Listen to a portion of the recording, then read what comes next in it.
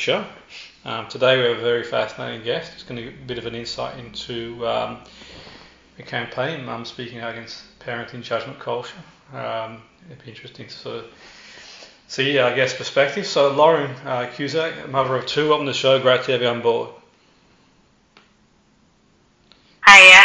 Hi Lauren. So can you tell us a bit more about the how important is parenting community for new mums and dads? Yeah, so I think the community itself, it really needs to be a good, positive community, and that's what Tommy Tippy are really trying to help with this campaign. The campaign is the social feed, so it's to help parents and women to encourage to show their journeys and stories on social media, just to help others feel empowered, and that whatever their feeding choice is really is the right choice for them, and that's the best thing, and that's what matters the most. Yeah, no, absolutely. And like, why do you think what are your sort of thoughts on, so new parents can feel damned if they do and damned if they don't, in terms of parenting? So in terms of being damned if you do and damned if you don't, I have definitely experienced that for sure, and it's obviously a lot of the social media shows that breast is best and you should breastfeed and you should do this, and there's a lot of shunning against mothers and parents who eventually or do choose to use formula for their children, and it's seen as two very different things, but actually the judgment you get as a breastfeeding parent, especially if, for example, when you have to breastfeed in public, it's you're only breastfeeding in public for attention and you shouldn't be doing that in public. It's not natural. Well, actually, it's the most natural thing you can do. But then on the flip side, if you're bottle feeding your children in public, you then get other people who look at that and see, you're using formula, you didn't try hard enough to breastfeed, or why didn't you breastfeed? Like, it's their choice and it's their prerogative that you didn't breastfeed, and it becomes all they can talk to you about then. And it's, actually, no matter what you do, someone is going to be upset by it, and it's really just being able to showcase that actually no one else's opinion matters but your own. Yeah, no, absolutely. And in terms of, are you okay to share with our listeners your experience of being a new parent? So I guess kind of a case study, really. What was your experience? Yeah, so I have two children, Sophia, who was born in November 2020, and I chose to breastfeed her. And if you could have the picture perfect sort of vision of breastfeeding, that was her. And I was so lucky as a new and first time parent that her journey was so easy. We didn't really encounter any problems, any soreness, nothing like that. And it was generally overall a really positive experience.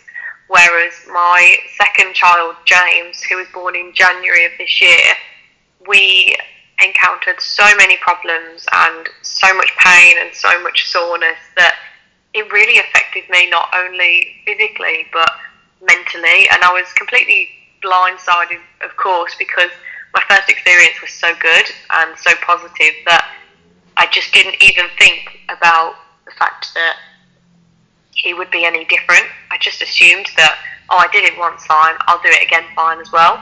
So when it did come to the fact that we were having issues and problems and everything was really affecting me mentally and physically, there was a lot of that self-doubt that obviously came in because of me having all these issues of, I did it right the first time, why can't I do it this time round? What is different? What am I doing differently? And it's only looking back on that experience now that I'm able to understand that, actually, not every child is the same. Every child is different, and there's no right reason for why my second experience was so different to my first. It's just that not every child is the same, and it is completely okay to have a not perfect experience.